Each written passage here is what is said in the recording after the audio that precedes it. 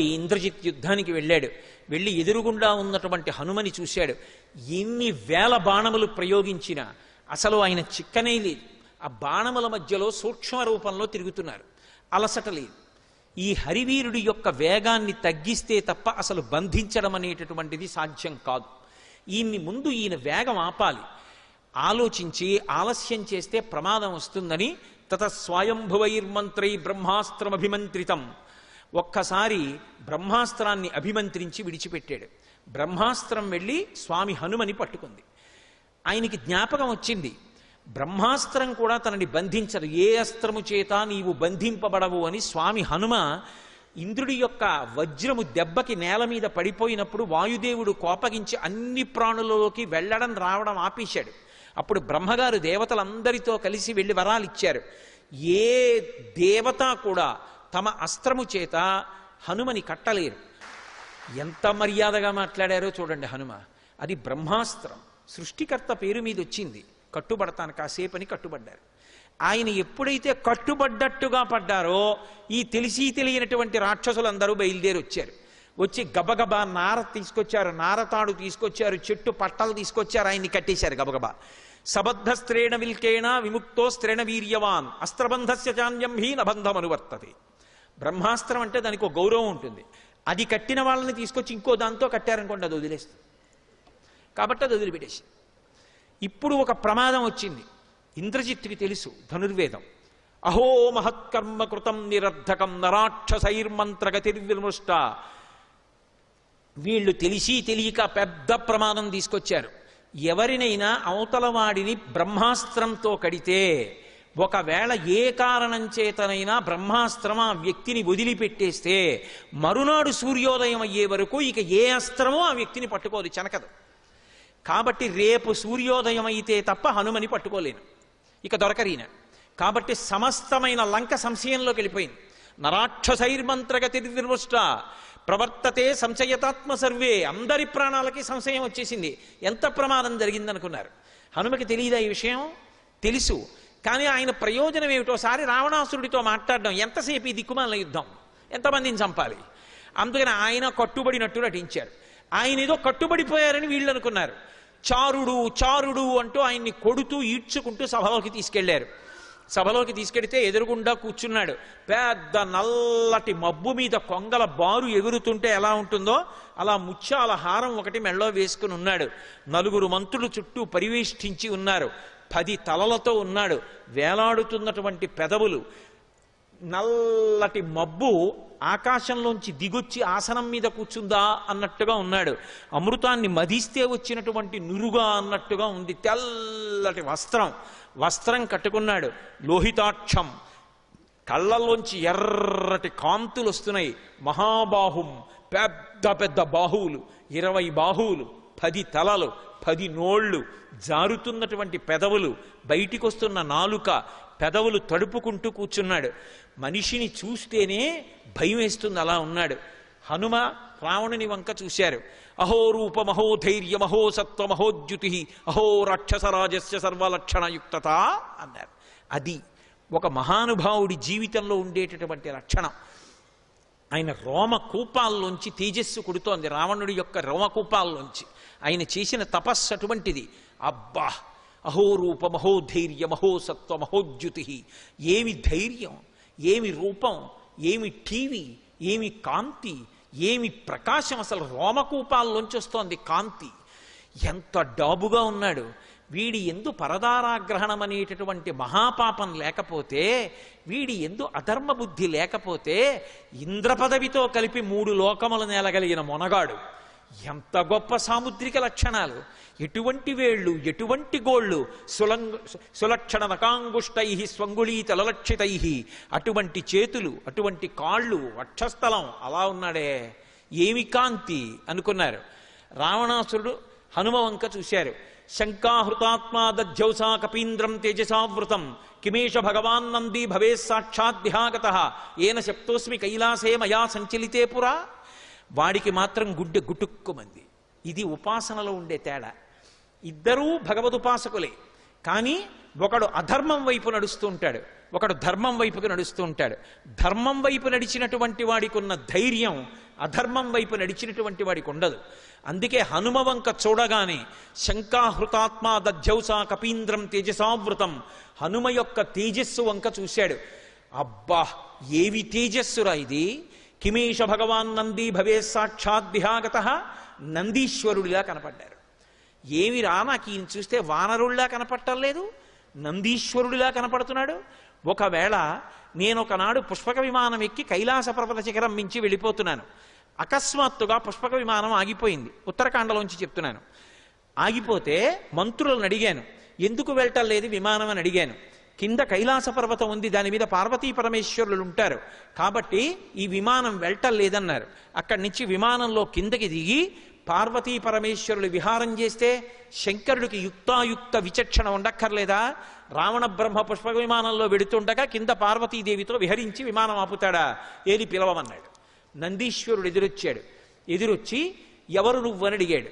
వానరముఖంతో ఉన్నామని చెప్పి నందిని చూసి వికటాట్టహాసం చేశాడు. వెంటనే నందీశ్వరుడు అన్నాడు, నిన్ను సంహరించడానికి నేను చాలు, కానీ భవిష్యత్ కాలంలో నీ కొంప ముంచడానికి వానరులు వస్తారు. నా ముఖం చూసి వానరముఖం అన్నావు, ఒక వానరుడి యొక్క తేజస్సు చూసినప్పుడు నేను జ్ఞాపకానికి వస్తాను. వానరముఖాలతో వచ్చినటువంటి వాళ్ళ వల్లనే లంకాపట్టణం సర్వనాశనం అయిపోతుంది, శపిస్తున్నానన్నారు. కాబట్టి కిమేష భగవాన్ నంది భవే సాక్షాత్ విహాగత ఏన శప్తోస్మి కైలాసే మయా సంచలితే పురా. ఒకవేళ ఆ మహావానరం వచ్చిందా ఏమి? శాపాలన్నీ కలిపి కట్టి కుడపడం ప్రారంభిస్తున్నాయి ఇంకా.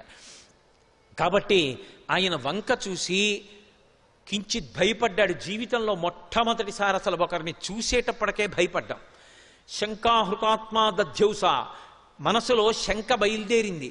ఈయన తేజస్సు ఏమిటి ఇలా ఉంది, ఈయన తేజస్సు చూస్తే భయం వేస్తోందే అనుకున్నాడు. తాను మాట్లాడితే గౌరవానికి తక్కువని తాను మాట్లాడకుండా ప్రధానమంత్రి ప్రహస్తుడి వంక తిరిగి సంజ్ఞ చేశాడు. ప్రహస్తుడా నువ్వు మాట్లాడు, ఎక్కడి నుంచి వచ్చింది ఈ వానరం అడగమన్నాడు. ప్రహస్తుడు లేచి, ఓ వానరమా భయపడకు, మా ప్రభు దయాశాలి, పరమధైర్యవంతుడు, అపారమైన పరాక్రమశాలి, 3 లోకములను గెలిచినవాడు. నిజం చెప్పావా ప్రాణభిక్ష పెడతాడు, నిజం చెప్పలేదా కుత్తుక ఉత్తరిస్తాడు. నువ్వు అగ్నిహోత్రుడి పనుపున వచ్చావా, దేవేంద్రుడి పనుపున వచ్చావా, రాముడి పనుపున వచ్చావా, శ్రీ మహావిష్ణువు పనుపున వచ్చావా, ఎవరి పనుపున వచ్చావు, ఎవరి దూతవి, ఎందుకు వచ్చావు, మా ప్రభువుకి అత్యంత ప్రీతిపాత్రమైనటువంటి ప్రమదావనాన్ని ఎందుకు భంజించావు, ఆయన కామించిన సీతమ్మతో ఏం మాట్లాడావు, ఎందుకు మాట్లాడావు, ఏం చేశావు, అన్నీ కూడా నిజం చెప్పు. నిజం చెప్పావా ప్రాణం దక్కుతుంది, నిజం చెప్పలేదా నీ ప్రాణములు దక్కవు. మా ప్రభు ఎదురుగుండా నిలబడి ఉన్న సత్యాన్ని మాట్లాడు అన్నాడు. ప్రహస్తుడి వంక చూసి నవ్వి అన్నాడు, నీతో మాట్లాడడానికి కోసం నేను ఇక్కడికి రాలేదు, రావణుడితో మాట్లాడడానికి వచ్చాను. నీతో కాదు చెప్పవలసింది, రావణాసురుడితోటే చెప్తాను తిన్నగా. నేను వచ్చింది ఎవరి పనుపున వచ్చానంటే విష్ణువు పనుపున, శివుడి పనుపున, బ్రహ్మ పనుపున, ఇంద్రుడి పనుపున, అగ్ని పనుపున, దేవతల పనుపున వచ్చినవాడను కాను. నేను నిక్కచ్చిగా వానరుణ్ణి. నేను వానర ప్రభు అయినటువంటి సుగ్రీవుడి పనుపున వచ్చాను.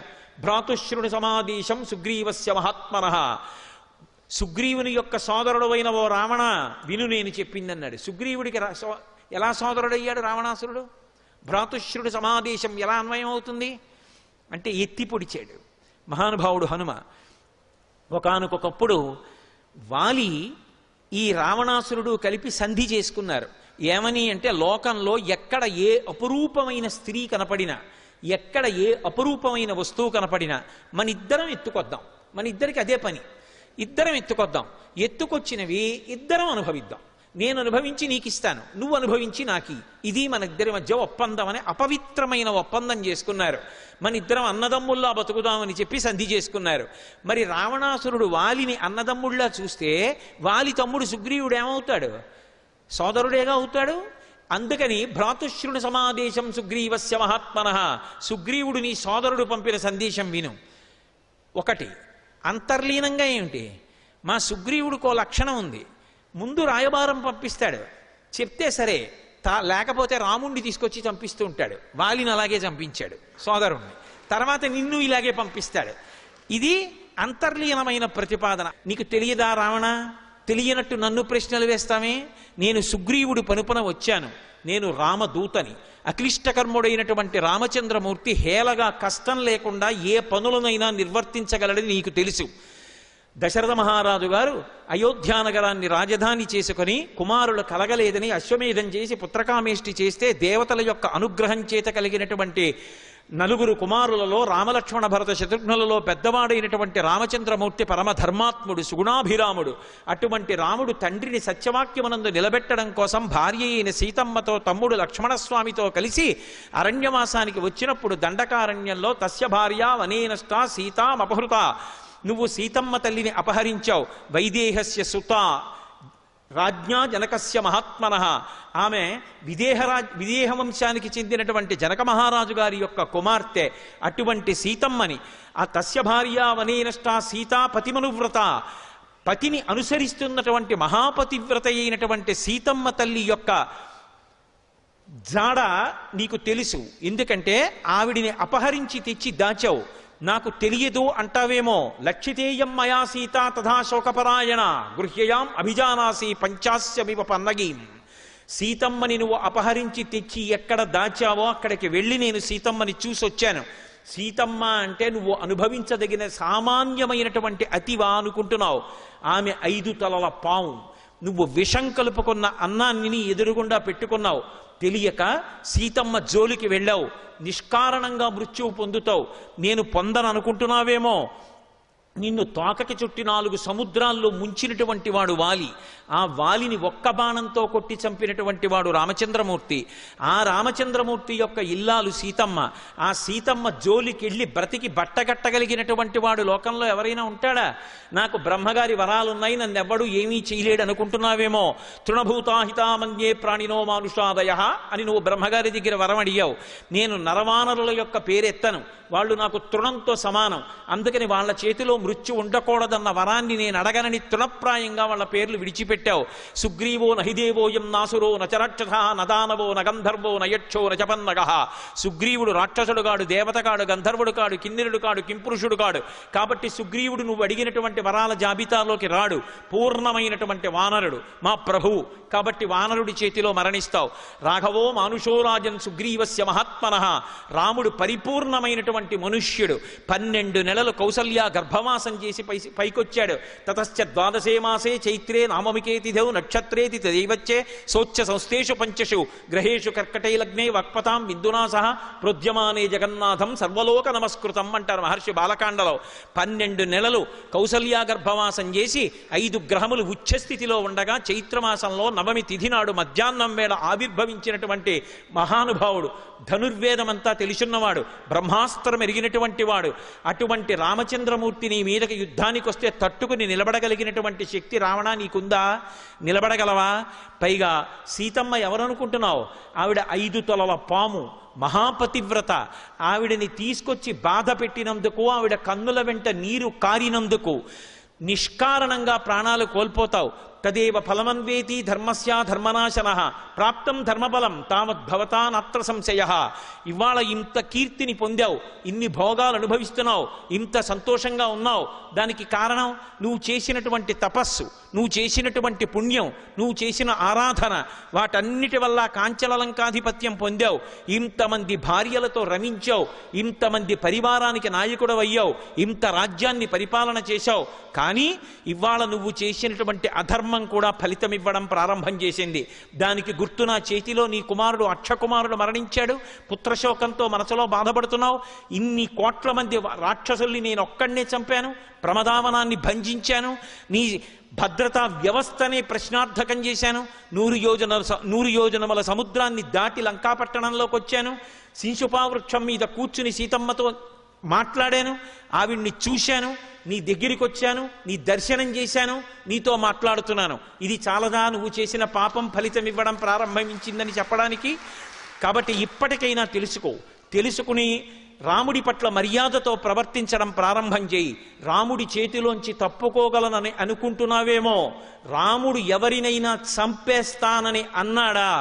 బ్రహ్మా స్వయంభూశ్చతురాననోవా ఇంద్రో సురేంద్రో సురనాయకోవా రుద్రో స్త్రినేస్త్ర స్త్రిపురాంతకోవా త్రాతం న శక్త ఇది రామవధ్యం. మాటలు వేసి విశేషణాలు చెప్పారు. బ్రహ్మ స్వయంభూశ్చతురాననోవా, చతుర్ముఖ బ్రహ్మ కావచ్చు, స్వయంభూ కావచ్చు, 4 ముఖాలున్నవాడు కావచ్చు. రాముడు చంపేస్తానంటే ఇక ఎదురెళ్ళాడు. ఇంద్రో సురేంద్రో సురనాయకోవా, ఇంద్రుడు కావచ్చు, సురేంద్రుడు కావచ్చు, లేకపోతే దేవతలకు నాయకుడు కావచ్చు, అడ్డు రాడు రాముడి విషయంలో. అలాగే రుద్రో స్త్రినేస్తర్ త్రిపురాంతకోవా, రేపు నాకు చెప్పలేదంటాడు. చెప్పడానికి వచ్చారు కదా మాట. రేపొద్దున్న రుద్రుడు, త్రిపురాంతకుడు, త్రయంబకుడు, పరమశివుడు అడ్డుపడతాడనుకుంటున్నావేమో. శివకేశవులు అభేదం. ఆ శివుడే రాముడిగా ఉన్నాడు, రాముడే శివుడిగా ఉన్నాడు. కాబట్టి శివుడు అడ్డుపడడు. త్రాతున్న శక్త ఇది రామవధ్యం. రాముడు చంపుతానన్న వాణ్ణి రక్షించడం ఈ లోకంలో ఎవరికీ సాధ్యం కాదని తెలుసుకో. రావణ, మర్యాద తెలుసుకొని బ్రతికావా బ్రతికిపోతావు. సీతమ్మని తీసుకెళ్లి ప్రశ్రవణ పర్వత శిఖరముల మీద కూర్చున్నటువంటి రామచంద్రమూర్తికి సమర్పించి కృతకృత్యుడవయ్యావా, జీవితం ఉంది. లేదా నీ సర్వ సైన్యములతో పుత్ర మిత్ర కళత్రాదులతో మడిసిపోతావు. ఏది కావాలో ఎంచుకో. భాస్కర రామాయణంలో భాస్కరుడు అంటాడు, ఒక్కసారి రామచంద్రమూర్తి కానీ ఆగ్రహం చెంది యుద్ధానికి లంకాపట్టణానికి వచ్చేశారా, ఆయన వెనక లక్ష్మణస్వామి కూడా వచ్చేశాడా, మండిత విస్ఫులింగ విషమ జ్వలితానల కీలలు వబ్జ గర్భాండము నిండ రామ వసుధాదిపుడేశడు వజ్రసాధనా ఖండిత పంక్తి కంఠ కణకంఠ పురాంతక శైలచాల నౌద్దండ బల ప్రచండ పురదండ విఖండన చండకాండముల్. ఆ రామచంద్రమూర్తి లక్ష్మణస్వామి వచ్చి బంగారు ధనస్సు చేతిలో పట్టుకుని వింటినారిని ఒక్కసారి సారించి బంగారు బాణములను అక్షయబాణ తూణీరంలోంచి సంధించి రామనామాంకితమైన బాణములను విడిచిపెడితే లంకాపట్టణం అంతా అగ్నిహోత్రంతో మిరుపులతో వచ్చి బాణాలు పడిపోతే ఆ రోజున రావణా నిన్ను రక్షించగలిగిన వాడు ఉండడు. నా అంత వాణ్ణి నేనంటున్నావు. చరణాగ్రమణ నీ భుజాదర్పమడచిన ధూర్జటి విలులీల త్రుంచివైచే వాలపాశంబున పడి నిన్ను కట్టిన వాలి నొక్కమ్మున కులవేసే అని నిన్ను జరగొన్న అర్జును పొరిగొన్న పరశురాముని ఆజి భంగపరచే కడిమియొక్కట కరదూషణాదుల 14,000 బరిసమరే అమ్మహాధనుర్ధరునకిగ్గాచరించి హరిహర బ్రహ్మ శక్రాదులైన అతని భయత నిర్ఘాత సంఘాత పాత శాత బాణ ఘాత హతులు కాక బ్రతుకగలరే. ఏమనుకుంటున్నావు రామచంద్రమూర్తి అంటే? ఒకానొక నాడు కైలాస పర్వతాన్ని కదిపేస్తాను, పార్వతీ పరమేశ్వరుడు ఏకాంత విహారంలో ఉండి నా విమానం ఆపారని నువ్వు 20 చేతులు కైలాస పర్వతం కింద పెట్టి కదిపే ప్రయత్నం చేస్తే ఎవడు రా నీచుడు పర్వతాన్ని కదుపుతున్నాడని కాలి బొటన వేలితో నొక్కాడు. 20 చేతులు దాని కింద ఉండిపోతే నువ్వు కొన్ని సంవత్సరముల పాటు ఘన జటా చెప్తూ సామగానం చేశావు పరమశివుడి మీద. నువ్వు చేసినటువంటి రవానికి నీ ఏడుపు 3 లోకాలు తల్లడిల్లిపోయింది. రావణా అని పిలిచి శివుడు బొటనవేలు ఎత్తాడు. బొటనవేలుతో తొక్కితే ఏడిచావు పరమశివుడు తొక్కినందుకు. అటువంటి పరమశివుడి ధనస్సుని హేళగా విరిచినటువంటి వాడు రామచంద్రమూర్తి. రాముడితో నిలబడగలవా? చరణాగ్రమణ నీ భుజాదర్పమడచిన ధూర్జటి విలులీల త్రుంచివైచే వాలపాశంబున పడి నిన్ను గట్టిన వాలి నొక్కమ్మున కులవేసే. ఒక రోజున వాలి సంధ్యావందనం చేసుకోవడానికి వెళ్ళి 4 సముద్రాల దగ్గర అర్ఘ్యం ఇచ్చేవాడు.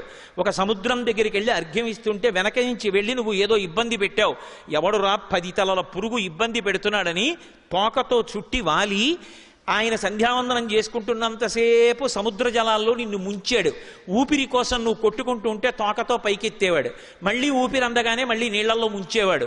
ఇలా 4 సముద్రాల్లో ముంచి సంధ్యావందనం అయిపోయిన తర్వాత ఇంటికి పట్టుకెళ్ళి అంతఃపురంలో కింద పారేసి భార్యని పిలిచి తాగడానికి పాలిమ్మని 10 తలల పురుగా ఎవరురా నువ్వు అని అడిగాడు నిన్ను. అలా నిన్ను 4 సముద్రాల్లో ముంచి ఎత్తి తీసుకెళ్లినటువంటి వాలిని ఒక్క బాణంతో కొట్టినవాడు రామచంద్రమూర్తి. కాబట్టి వాలినొక్కమ్మున కులవేసి అని నిన్ను జరగొన్న అర్జుని పురిగొన్న పరశురాముని ఆజి భంగపరచే. ఒకానొకప్పుడు నర్మదా నదీ తీరంలో శివలింగాన్ని పెట్టి అభిషేకం చేస్తున్నాడు రావణాసురుడు. పుష్పాలతో పూజ చేస్తున్నాడు. కింద నదీ ప్రవాహానికి కింద కార్తవీర్యార్జునుడు తన యొక్క భార్యలతో కలిసి జలక్రీడలు ఆడుతున్నాడు. ఎవరో ఒక భార్య అడిగింది, నీ 1000 చేతులతో ప్రవాహాన్ని ఆపగలవా అంది. ఆపేస్తానని 1000 చేతులు అడ్డుపెట్టి ప్రవాహాన్ని ఆపాడు. ఆ ప్రవాహం వెనక్కి పెరుగుతూ పెరుగుతూ వచ్చి ఆ సైకతలింగాన్ని అక్కడ పెట్టి ధ్యానంలో ఉన్నాడు. ఆ ప్రవాహం ఒడ్డు దాటి వచ్చి శివలింగాన్ని తనలో కలిపేసుకుని పువ్వులు నీటి మీద తేలిపోయాయి. రావణాసురుడికి ఆగ్రహం వచ్చి తన యొక్క మంత్రుల్ని పిలిచి సుఖసారుణుల్ని ప్రవాహానికి కింద ఎవడున్నాడో చూసి రమ్మన్నారు. కార్తవీర్యార్జునుడు ఉన్నాడన్నారు. రావణాసురుడు వెళ్ళి కార్తవీర్యార్జునుడితో కలియబడ్డాడు. అప్పటికి ఆయన విపరీతంగా మద్యం తాగి మదోన్మత్తుడై ఉన్నాడు. అంత మద్యం తాగి తూలుతూ మదోన్మత్తుడై ఉన్నవాడు అవలీలగా రావణాసురుడిని ఓడించి తీసుకెళ్లి కారాగారంలో పారేశాడు. పారేస్తే ఆ రోజున పులశ్చ బ్రహ్మ వెళ్ళి, తాతగారు వెళ్ళి కార్తవీర్యార్జునుడికి చెప్పి విడిపించారు రావణాసురుణ్ణి. అలా నిన్ను ఓడించినటువంటి వాడు కార్తవీర్యార్జునుడు. ఆ కార్తవీర్యార్జునుడి 1000 చేతులు తన గండ్రగొడ్డలితో తరిగేసిన వాడు పరశురాముడు. పరశురాముడి చేతి విష్ణు చాపం అందుకున్నవాడు రామచంద్రమూర్తి. అటువంటి రాముడితో నువ్వు యుద్ధం చేస్తావా అని నిన్ను జరగొన్న అర్జుని పెరుగొన్న పరశురాముని యాజి భంగపరచే కడిమియ్యొక్కట కరదూషణాదుల 14,000 బారిసమరే. 14,000 మంది కరదూషణాదులున్న రాక్షసుల్ని అరణ్యంలో మోహరించావు. రాముడు ఒక్కడే లక్ష్మణస్వామిని పిలిచి ఇంకొక్క మాట మాట్లాడకు, నా మీద ఒట్టన్నాడు. అన్నయ్య నేను వస్తా అంటాడేమోనని సీతమ్మని తీసుకుని పర్వత గుహలోకి వెళ్ళిపోయి ఇవాళ చూడు రాముడి యుద్ధం ఏమిటో అన్నాడు. 14,000 మంది ఎదురు నిలబడ్డారు. ఎప్పుడు బాణం తీశాడో, ఎప్పుడు సంధించాడో, ఎప్పుడు విడిచిపెట్టాడో తెలియదు. 1:48 నిమిషములలో 14,000 మంది రాక్షసులు కరదూషణాదులతో పడిపోయారు. శూర్పణక చూసి తెల్లపోయింది. అందుకన్నాడు గోపరాజు గారు, బండన భీముడర్తజన బాంధవుడు జ్వల బాణతూణ కోదండ కళాప్రచండ భుజతండవ కీర్తికి రామమూర్తికిన్ రెండవ సాటి దైవమికలేడునుచున్ గడకట్టేరి కాడండడండడాండ నిడదంబుల జండము నిండ మత్త వేదండములెక్కి చాటతను దాచరది కరుణాపయోనిధి అన్నాడు. నేను 4 వీధుల కూడలిలో 4 స్తంభాలు కట్టి పెద్ద భేరీ కట్టి ఏనుగు మీద వచ్చి ఢామ్ ఢామ్ అని కొట్టి యుద్ధం వస్తే మా రామచంద్రమూర్తి యొక్క బాహువులు రుద్రతాండవం చేస్తాయి. ఆయనని మించిన దైవం ఎక్కడున్నాడు కాపాడడంలోని లోకానికి ప్రకటనం చేస్తానన్నాడు. అటువంటి రామచంద్రమూర్తి కరదూషణాదుల 14,000 బారిసమరే. అట్టి మహాధనుర్ధరునికి ఇగ్గాచరించి హరిహర బ్రహ్మాదులైన ఎదురుగుండా నిలబడగలిగినటువంటి శక్తులు కారు. అటువంటిది కేవలం రాక్షసుడివి నువ్వు రామచంద్రమూర్తితో యుద్ధం చేస్తావా? నువ్వు నిలబడతావా? నీకు సాధ్యమా? హరిహర బ్రహ్మ శక్రాదులైన అతని భయత నిర్ఘాత సంఘాత పాత శాత బాణ ఘాత హతులు కాక బ్రతుకగలరే? ఎవరైనా ఆయన ముందు నిలబడగలరా? అయినా రావణ, నిన్ను చంపడానికి రాముడు రావడం ఎందుకురా? తురగశ్చందన మత్తవారణ భట స్తోమంబుతో కూడ నీపురి భస్మంబుగ కాల్చి సైనిక సుహృత్పుత్రాన్ని జశ్రేణి నెత్తురు క్రక్కన్ పడగ్రుద్ది చంపి మరి మృత్యుక్రూరతన్ పట్టి నీ శిరముల్ త్రుంపగ నేనే చాలు జయశ్రీ లబ్ధి వర్ధిల్లగన్. ఏమిటో అనుకుంటున్నావు సీతమ్మంటే? నీ 10 తలలు గిల్లేస్తాను రావణ, నా అరిచేతులతో మర్దించి చంపేస్తాను కోట్ల సైన్యాన్ని. ఒక ఏనుగు ఒక గుర్రం మిగలదు. లంక కాల్చేస్తానేమనుకుంటున్నావో? నేనొక్కడనే చాలు. దానికి రాముడు ఎందుకురా? తురగశ్చందన మత్తమారణ భట స్తోమంబుతో కూడ నీపురి భస్మంబుగ కాల్చి సైనిక సుహృత్పుత్రాన్ని జశ్రేణి నెత్తురు క్రక్కన్ పడగ్రుద్ది చంపి మరి మృత్యుక్రూరతన్ పట్టి నీ శిరముల్ త్రుంపగ నేనే చాలు జయశ్రీ లబ్ధి వర్ధిల్లగన్. నీ కంఠర్పిత కాలపాశము శిరో నిర్ఘాత పాతంబు లంకౌక సంచయ కాళరాత్రి కళభద్రో కాళాహి కన్యాగారాగత మృత్యువున్ జనక కన్యన్వేగ నొప్పించి లోకైకత్రాణుని రామునింకనుము నీకా బుద్ధి కాకుండినన్. సీతారాముల కోపానల స్పీత శిఖలు లంకాభూతవ్రాతము భస్మీభూతముగా చేయునను పొడమిన కిన్కన్. ఏమనుకుంటున్నావో రావణ? నువ్వు తెచ్చి సీతమ్మని నువ్వు అనుభవించదగిన వస్తువు అనుకుంటున్నావు. సీతమ్మ అంటే ఎవరనుకుంటున్నావు? నీ కంఠానికి నువ్వు తగిలించుకున్నటువంటి కాల సర్పం, నువ్వు తాగబోతున్నటువంటి విషం, నీ నెత్తి మీద పడుతున్నటువంటి పిడుగు. రామచంద్రమూర్తే తలుచుకుని లక్ష్మణస్వామితో కలిసి వస్తే నిలబడలేవని తెలుసుకో. మాదృశాని విసృష్టాని సహస్రాణి మహాత్మనాం ఆగమిష్యతి సుగ్రీవ సర్వేషాంబో నిషూధన నేయమస్తి పురీం లంకా నయూయం నచరాక్షస యస్మాదిక్ష్వాకు నాథేన బద్ధం వైరం మహాత్మన. 10 ఏనుగుల బలం ఉన్నవాళ్ళు, 50 ఏనుగుల బలం ఉన్నవాళ్ళు, 100 ఏనుగుల బలం ఉన్నవాళ్ళు, 1000 ఏనుగుల బలం ఉన్నవాళ్ళు, నా వంటి వాళ్ళు కొన్ని వేల మంది, లక్షల మంది, కోట్ల మంది వానరులు, భల్లూకములు మా ప్రభువైన సుగ్రీవుడికి వశవర్తులు. ఇంతమందితో కలిసి సుగ్రీవుడు సముద్రాన్ని దాటి లంకాపట్టణానికి వచ్చి రామలక్ష్మణులతో కలిసి యుద్ధం ప్రారంభిస్తే నువ్వు నీ పరివారం అగ్నిహోత్రంలో శలభాలు పడ్డట్టు పడిపోతారు. ఆ పరిస్థితి రాకముందే నువ్వు రక్షించుకో. సీతమ్మని తీసుకెళ్లి రామచంద్రమూర్తికి సమర్పించి కృతకృత్యుడు ఒక ధర్మాత్ముడు రాముడు. నువ్వు తప్పు చేశావని చూడడు, కాపాడతాడన్నాడు. హనుమ యొక్క ఆవేశం, హనుమ యొక్క సందేశం విన్నాడు. ఎక్కడ లేని కోపం వచ్చింది. ఈ వానరాన్ని శిరచ్ఛేదం చేయండి అన్నాడు. విభీషణుడు లేచాడు. అన్నయ్య సాధుర్వా యదివా సాధు పరైరేషా సమర్పిత బ్రవన్ పరార్థం పరవాన్న దూతో వధమర్హతి. నువ్వు ఇన్ని వేదాలు చదువుకున్నావు, ఇన్ని శాస్త్రాలు చదివావు, ఇన్ని కావ్యాలు చదివావు, ఇన్ని విషయాలు చదివావు, ఎవరి పనుపునైనా ఒక దూత వచ్చి మాట్లాడితే ఒకవేళ ఆయన తన యొక్క పరిధిని అతిక్రమించి మాట్లాడినప్పటికీ కూడా దూతని వధించకూడదు. పైగా వచ్చిన దూతని వధిస్తే నీ పౌరుషం ఎలా తెలుస్తుంది, నీ పరాక్రమం ఎలా తెలుస్తుంది, వెనక్కి వెళ్ళి చెప్పేవాడు ఎవడు ఉంటాడన్నయ్యా? చంపకూడదు. అంతగా దూత తన పరిధిని దాటాడని నీకు అనిపిస్తే నువ్వు కొన్ని శిక్షలు వెయ్యవచ్చు. ఆయన యొక్క అంగములలో ఒక అంగాన్ని తొలగించవచ్చు, లేదా జుత్తు గొరిగించవచ్చు, లేదా కాల్చి వాతలు పెట్టవచ్చు. ఇటువంటి పనులు చెయ్యాలి తప్ప నదూతో వధమర్హతి. అన్నయ్య, ధర్మశాస్త్రం అంగీకరించదు, కోపాన్ని నిగ్రహించుకో అన్నాడు. వెంటనే లేచి, తమ్ముడా నువ్వు చెప్పినది మంచి మాట, కోతులకు తోక చాలా ప్రియమైనది, కాబట్టి ఈ వచ్చినటువంటి కోతి తోకకి వస్త్రాలు చుట్టండి, దాని మీద నెయ్యి పోయండి, చారుడు చారుడు అని ప్రకటించండి, రథంలో బంధించండి, రాజవీధులన్నీ తిప్పండి, అగ్నిహోత్ర సంస్కారం చెయ్యండి. ఈ కోతి తోక కాలిపోతుంది. ఇది తిరిగి వెళ్ళిన తర్వాత కోతులకు తోక ప్రియం కాబట్టి తోకలేని కోతి అని మిగిలిన కోతులు పరిహాసం చేస్తే రావణుడి బలదర్పాలేమిటో తెలిసొస్తుంది ఆ నరుడికి. కాబట్టి దీనికి అటువంటి శిక్ష వేశానన్నాడు. వెంటనే ఆ రాక్షసులందరూ వచ్చారు, స్వామి హనుమ యొక్క తోకకి వస్త్రాలు చుట్టారు, దాని మీద నెయ్యి పోశారు, అగ్నిహోత్ర సంస్కారం చేశారు, రథం ఎక్కించారు, ఆయన్ని చీపుళ్లతో కొడుతున్నారు, కర్రలతో కొడుతున్నారు, చారుడు చారుడు చారుడు అని ప్రకటించారు. శ్రీ ఉమామహేశ్వర పరబ్రహ్మార్పణమస్తు. స్వస్తి.